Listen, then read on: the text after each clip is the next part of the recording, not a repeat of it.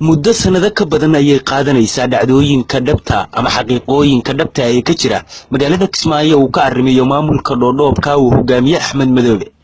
maamulka uu hogaamiye Axmed Madoobe ayaa xasuuq wadareed ka geystay magaalada Kismaayo ee xarunta maamulka sheega Jubbaland, waxaana lagu laayay dad ka badan 600 oo dad ah oo degan magaalada Kismaayo. dadkaasi oo isugu jira rag iyo haween ka soo kala jeeda beelaha Mareexaan, hartida Daarood iyo sidoo kale gaal jecel iyo habar gidir iyo sidoo kale jareer weyn. inta uu socday xasuuqa ba'an ee Axmed Madoobe uu ka geysanayo magaalada Kismaayo, waxaa lagu dararay bililiqo iyo dhibaatooyin loo geysto shacabka ku dhaqan magaalada Kismaayo.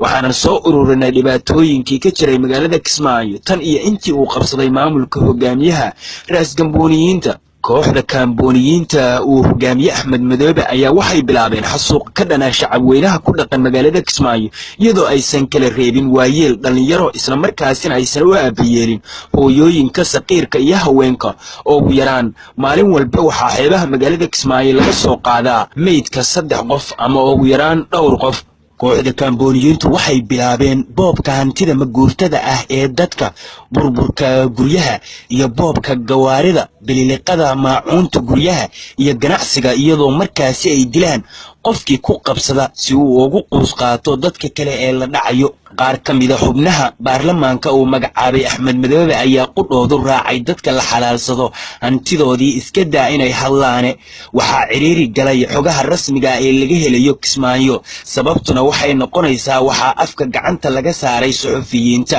waxaa sidoo kale ku wareeray beesha caalamka iyo hay'adaha xogaha rasmiga ah ee laga helayo Kismaayo.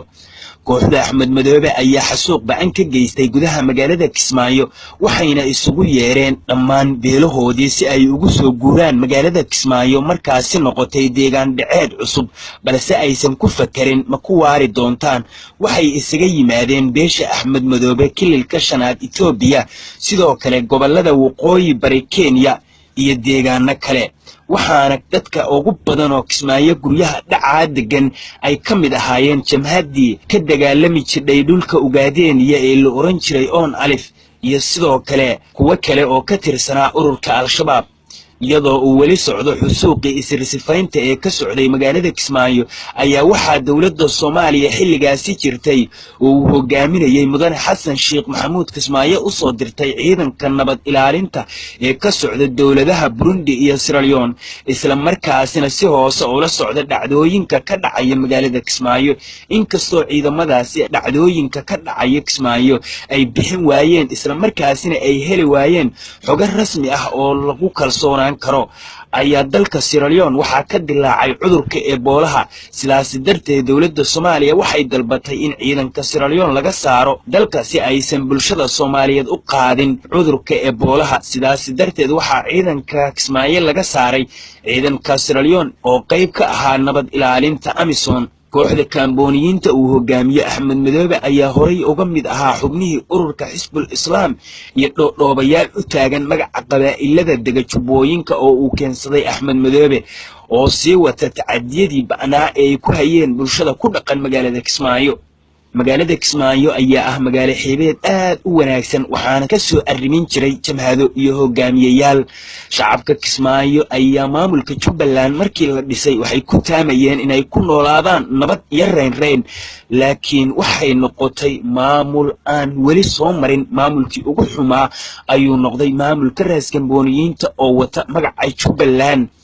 qofka reer Kismaayo marka uu ka tago oo ku soo laabanayo Kismaayo ama markii aad soo galaysid kontaroolka ugu horeeya aad ka soo galaysid, waxa lagu weydiinayo waxa ugu horeeya waxa weeye yaa tahay iyo qabiilkeed tahay. mar walba iyo habeen walba waxaa la afduubtaa dad aad u fara badan oo laga kaxaystaa guryahoodii, waxaana dadkaasi ay noqonayaan dadka indheer garadka iyo dadka ka kaca ama ka dhibaatooyinka shacabka lagu hayo. tusaale, qofka marka la xiro waxaa la geynayaa meel loogu talagalay oo dadka lagu cinqaabo, waxaa lagu qabanayaa koronto afka lagaga qabanayo iyo sidoo kale xubnaha taranka si qofkaasi uu u sameeyo waxa laga dalbado, waxaana isla markiiba laga duubayaa cod. ma tahay Al-Shabaab? maxaad ka soo doontay? maxaad ka qayb qaadatay? lagu sii daayee dheh erayadaasi. sidaasi awgeed qofka oo cabsi ba'ani ay ku jidho dhawaaqa iyo dhibaatada jirkiisa lagu hayo oo maasadu ay u geysanayso ayuu qofku ku hadaaqayaa in uu wax kasta yiraahdo haa waan ahay dhibaatooyinkaasina waan geystay sidaas awgeed waxaa loo dhigayaa codkaasi kayd si hadhowto markii loo yimaado oo loo weydiiyo qofkaasi dadka ehelada ah sanka looga geliyo loona shido codkaasi looguna hanjabo in ayagana la dili doono haddii ay sheegtaan ninkii la dilay oo ahaa daalin shabaab ah oo codkaasi laga duubay sidaasi awgeed qofka markii la xiro waxaa loo gudbiyaa meel ka mid ah xeebaha Kismaayo oo ay dadku ku cinqaabaan waxaan qofka la gelinayaa hog aad u kulul oo biyo kulul ay ku jiraan waxaa la tiimbinayaa biyaha badda waxaana dib loogu celinayaa habeenkii goobtii waxaana si xun loogu tumayaa oo ugu dambeyn qofkaasi haddii ilaahay uu ka furdaamiyo oo la sii daayo waxay noqonaysaa inuu ka haajiro magaalada Kismaayo waana dadka aan u bixiyay naftiis masaafuris dadka Kismaayo waa labo mid la masaafuriyay iyo mid naftiis masaafuris la yiraahdo oo iskiis oga haajiray Kismaayo markuu u adkeysan waayay dhibaatooyin ka ba'an ee ka jira Kismaayo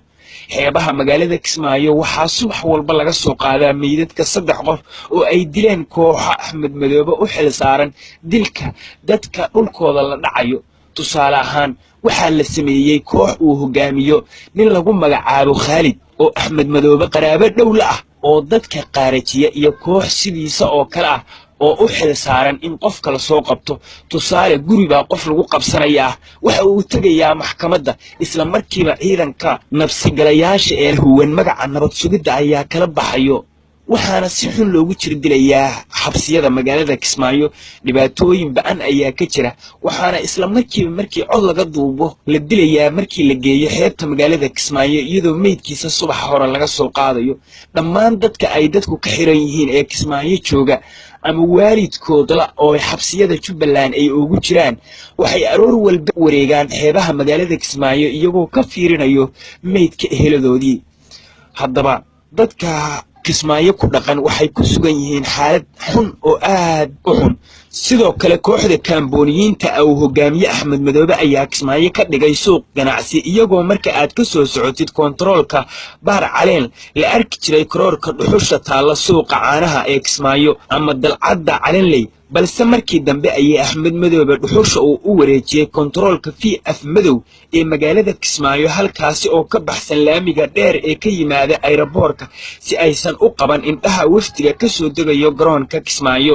iyadoo ilaa iyo hadda ay dhoofinta dhuxusha u socoto si waalan oogana socoto magaalada Kismaayo xilliga ay imaanayaan wufuudda dawladda federaalka iyo sidoo kale beesha caalamka waxaa dekada weyn ee magaalada Kismaayo waxaa laga dhaqaa dhuxusha iyadoo ay dhaqaan xamaalatada dekadaasi waxaana sidaasi awgeed dekada oo nadiif ah ay soo kormeeraan wufuudda ka imaanaysa dawladda federaalka iyo sidoo kale kormeerayaasha caalamiga ee dalalka kale ka imaanayo Axmed Madoobe oo iska gaday indhaha beesha caalamka isagoo mara saaray gumaadkii shacabka Kismaayo wuxuu bilaabay in uu waji ka raadsado maamul goboleedyada ka jira dalka sida Puntland markaasi la xulufo noqday sidoo kale waxa uu ka faa'iideystay khilaaf mar soo kala dhexgalay Galmudug State iyo dawladda federaalka ee Soomaaliya waxaana sii xoogaystay waji ka raadsashada iyo u been hadlida maamul goboleedyada oo ugu dambeyn waxa uu shir weyn ugu qabtay gudaha magaalada Kismaayo isagoo oo sii adkeynayo cilaaqaadka uu la yeelanayo maamul goboleedyada ka jira dalka Axmed Madoobe iyo kooxdiisu waxay ilaaween la dagaalanka al-shabaab iyo xoreynta qaar ka mid ah gobolada Jubbooyinka sida Jubbada Hoose iyo Jubbada Dhexe marka laga tago gudaha magaalada Kismaayo iyo 3 tuulo oo hoos timaada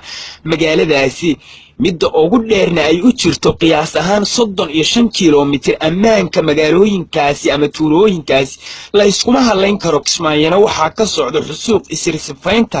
guud ee Jubbaland ama reer Kismaayo haddaba maxaa iska bedelay maamulka dhoodhoobka ah ee uu hogaamiyo Axmed Madoobe 5 sano ee la soo dhaafay oo ku sugnaa magaalada Kismaayo inkastoo maalinta ka dambaysa ay sii badanayaan mucaarad ka dhaliilsan habka waalan ee uu Axmed Madoobe wax ku wado ayaa waxaa sii xoogaystay xariga masaafurinta hanjabaadda dilalka qorshaysan ee loo geysanayo xildhibaanada iyo sidoo kale siyaasiyiinta odayaasha dhaqanka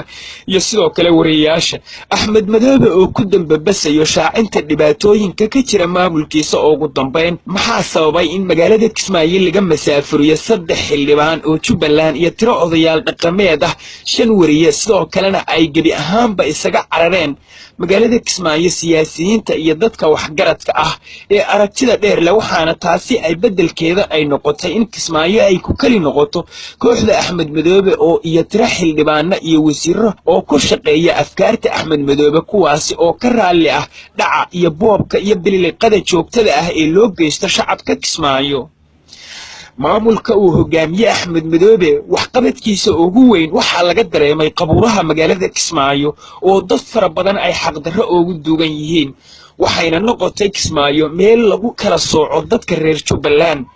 maamulka Jubbaland waxa uu noqday maamulka ugu hooseeya maamul goboleedyada Jubbaland oo ognahay inay yihiin maamulka ugu dhulka ballaaran uguna qeyraad ka wanaagsan maamul goboleedyada dalka ka jira waxaana hadda kaalintii labaad oo maamulkaasi uu ku jiray qabsaday maamulka Galmudug kan saddexaadna waxa galay maamulka Hirshabeelle halka tan afraadna ay galayso Koonfur Galbeed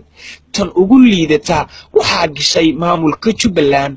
oo 6 sano ee Axmed Madoobe haystay Kismaayadii lagu doortay oo kaliya ku sugnaa Axmed Madoobe iyo maamulkiisu Kismaayo ayay ku sugan yihiin waxayna ilaalsadaan dekedda Kismaayo